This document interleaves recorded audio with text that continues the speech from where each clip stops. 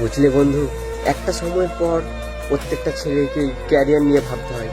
কারণ মাধ্যমিক দেওয়ার পর একটা ছেলে 11-12 স্কুলে খুব আনন্দভাবে কাটিয়ে কলেজে ওঠে।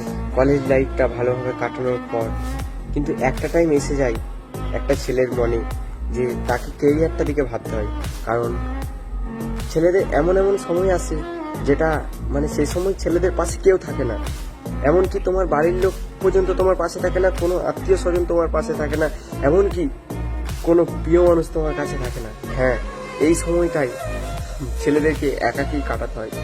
ঠিক দেখবে 20 থেকে 22 বছর, এই বছরটাই প্রত্যেকটা ছেলেরই মনে অনেকটা কষ্ট নেমে আসে। কারণ এই সময়টাই এক ফ্যামিলির ডিপ্রেশন, ওদিকে প্রেমিকার বিয়ে হয়ে যাচ্ছে, মন থেকে যাকে মন থেকে ভালোবাসে তার যদি বিয়ে হয়ে যায়, কার না তাতে ভালো লাগে। বলার হলে এটা বলা চলে যে এই টাইমটাই ছেলেরা যে কি সিচুয়েশনে থাকে এটা খুবই কষ্টদায়ক। তাই কিছু কিছু ছেলে এই টাইমটাতে নিজেকে প্রতিষ্ঠিত করে আগিয়ে চলে এবং নিজের প্রতিষ্ঠানটাকে খুঁজে নেয় এবং নিজের পায়ে দাঁড়িয়ে যায়।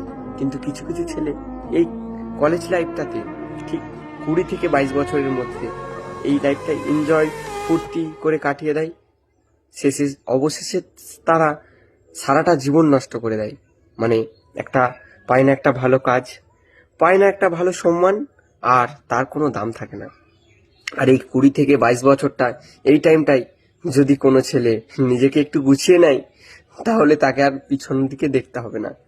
আর প্রেমিকা, কোনো ছেলে ভাবে যে এই টাইমটাই আমাদেরকে কেউ পাত্তা দিচ্ছে না, এই টাইমটাই কেউ আমাদেরকে ভালোবাসছে না, আমরা কি একেবারেই দেখতে খারাপ, নাকি আমাদের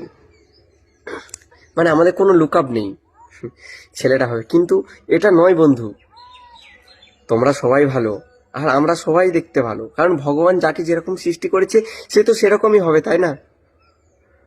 তাই ভগবান যেরকম সৃষ্টি করেছে আর তোমার জন্য তোমার জীবন সঙ্গী বা তোমার প্রিয় মানুষ সেই ঠিক করে রেখেছে। কারো লাইফে আগে চলে আসে আর কারো লাইফে কিছুদিন বা কিছু বছর পর আসে। আর ঠিক একদিন না একদিন ঠিক প্রিয় মানুষের সাথে দেখা হয়ে যাবে, যার মনে যে আছে। আর ভগবান যার সাথে যার সেটিং করে রেখেছে তার সাথেই হবে। আর আমরা ছেলেরা বেকার টাইমগুলো নষ্ট করি মেয়েদের পিছনে। কারণ ওই কেরিয়ারটাকে আমরা নষ্ট করে মেয়েদের পিছনে ঘুরি। কারণ এটা ঘোরাটা উচিত না।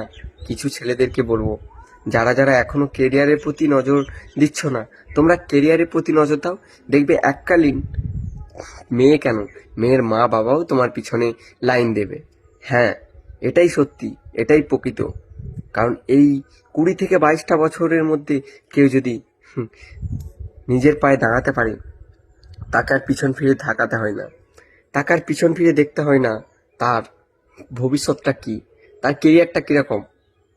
তাই আমি বলবো যে এই 20 থেকে 22 বছর কি 23 বছর, এই টাইমটাই কেরিয়ারে মনোযোগ দাও। দেখবে এককালীন সফলতা আসবে। সফলতাকে তুমি ছুঁতে পারবে না, সফলতা নিজে তোমাকে এসে ধরা দেবে। হ্যাঁ, এই টাইমটাই শ্রেষ্ঠ টাইম।